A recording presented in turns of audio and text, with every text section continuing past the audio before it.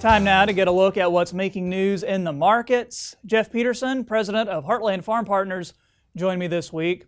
And last Tuesday's USDA report reignited a bull run in the corn market after a smaller than expected 2020 U.S. corn harvest tightened stocks to the slimmest margin in years. And we're keeping our eyes on South America to see what happens with the soybean crop ahead of their harvest. We got Jeff's thoughts on all that and a whole lot more, but we began with a look at ethanol. Where have prices been and where do we see them going? Yeah, what's interesting here is prices have actually, they bounced up kind of coming into towards the end of last week. Now, unfortunately though, we've seen actually a little bit of a pullback happen on the ethanol price, but it was good to see the bounce up. Overall, ethanol production, it's interesting as we dig into the numbers, Troy, we're down about on the numbers that came out last week, 14.1% is the ethanol production. Now, actually, we're thinking year to date, and we like to look at those year to date numbers. That'd be from the crop year to date, going back from September 1st, down about 7.9%.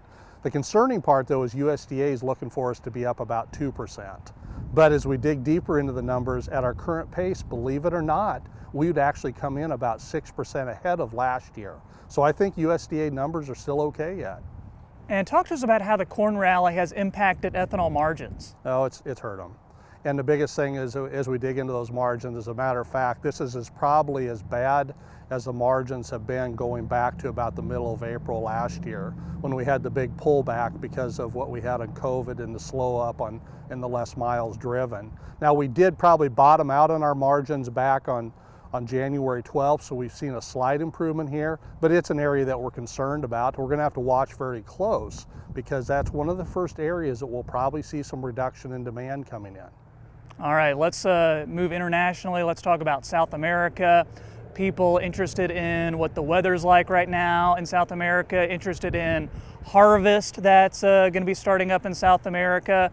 And of course, folks here in the U.S. wondering how's that going to be impacting soybeans. So what do you think? Yeah, it's right in the driver's seat right now. It's interesting to think about how big a country Brazil and then Argentina is. If we go to Mato Grosso, where harvest actually got started around the 28th of December, but it's going slow. They're only about 1% harvested in Mato Grosso, and that compares to last year about 5%, and on average about 4.5%. But overall, we'd say they're about 2 to 3 weeks behind. And we're going to have to watch that very close because it's got an impact on beans first, because there's some concern about where the yields are going to come in. But I think we've been seeing enough moisture in Brazil and also so far in Argentina that we probably would say the crop is kind of stabilizing. We do have some further concerns down the road though for Argentina, because we think there could be some dryness that could come in later. But the big thing we're going to have to really watch going forward though, Troy, is we're going to have to watch that safrinha corn crop. That safrinha corn crop will be getting planted here right after this bean crop gets harvested. And that crop is needed very much in the world market. So we're going to have to watch how that gets in the ground. We'll have to watch how those growing conditions are for that crop going forward. And when we look at the acreage story for corn and soybeans here in the U.S., what are some scenarios we could be seeing for 2021? Yeah, as we kind of dig into the numbers, and it's always good this time of year to kind of take a look at that. We've got the January data dump out of the way, and some of our research as we dig into the numbers would suggest that we need probably 7.5 to 8 million more acres of soybeans just to keep our ending stocks stable.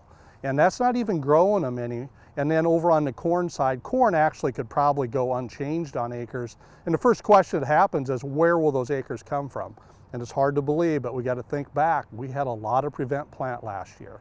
As a matter of fact, across corn, beans, and wheat, there was about 8.9 million acres. Now, every year there's prevent plant, on average about 3.4 million acres of prevent plant.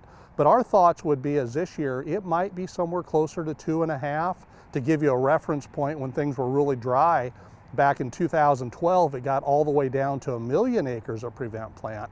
So as a result of that, we're saying there's going to be some acres that will come from the prevent plant side. We're calling prevent plant right now about 2.5 million. So there might be about 6.5 million acres from that. The other thing that will happen, and where some of these increase in bean acres will come from the double crop bean side. Normally double crop beans, if we looked at a wide range, would make up from 3 to 10% of our planted acres. Last year we were about 5% of the acres were double crop. We think that number will bump up to about 8%, so that'll gain us about 3 million acres. So we'll pull some from prevent plant, we'll get some from the double crop, and that'll give us, our 7.5, 8 million. Now the problem will be though, if we don't have good weather conditions, we may even need more acres than that. So there's going to be quite a battle coming as we come into the spring, and there'll be a lot of talk about it. When we look at this rally that we've been seeing, late 2020 into 2021 with corn and soybeans, do you see any triggers that could maybe turn this rally around and take away some of the bullishness that we've been seeing? Yeah, there are a number of them, because if we start first on soybeans, the biggest thing that everybody's asking, because we've got already 92% of the sales on the books of what USDA believes we're going to have for the full year. And as a result of that, everybody's going, did we see these other countries, and mainly a lot of it's China, did they buy early or are they going to buy more? So as we go and get further down the road and we start seeing some more production and harvesting coming out of Brazil, and that actually makes its way into the export channels, if we start seeing some exports that are canceled in larger number, that will be a sign that, they're switching over, they didn't need all of our beans. The other thing will be if we'd see really good weather conditions happening in South America, so that there was no longer any concern about production, because the thing that we can't have happen here is we can't have that South American crop get smaller and we have to be able to send out more beans because we just don't have many more to physically send out. So I'd say that's a couple of big keys we'll really be watching for. Okay, you have given us some great info on corn and soybeans. Tell us wheat's story in all this. What is wheat's role right now? Yeah, it's been interesting. At times, wheat's been kind of lagging along. It's been going up, and then occasionally it sticks its head up and takes the lead. But there's kind of a little bit of a story developing. If you take a look first at Russia, which would be the #1 exporting nation, they're wanting to try to slow up the rate at which they're exporting their wheat, because they're having some problem with the food inflation within the country. And so they've got a tax that goes on February 15th, additional tax that it looks like they'll get in place for March 15th going forward, and that may carry all the way out to July. The other thing that's being talked about a little bit is the same type of thing coming out of Argentina. So I'd say overall we've got a tightening happening on the world supply, and we also take a look at the demand side and we look to China, and China's a big user of wheat. And a few things have been quietly happening behind the scenes.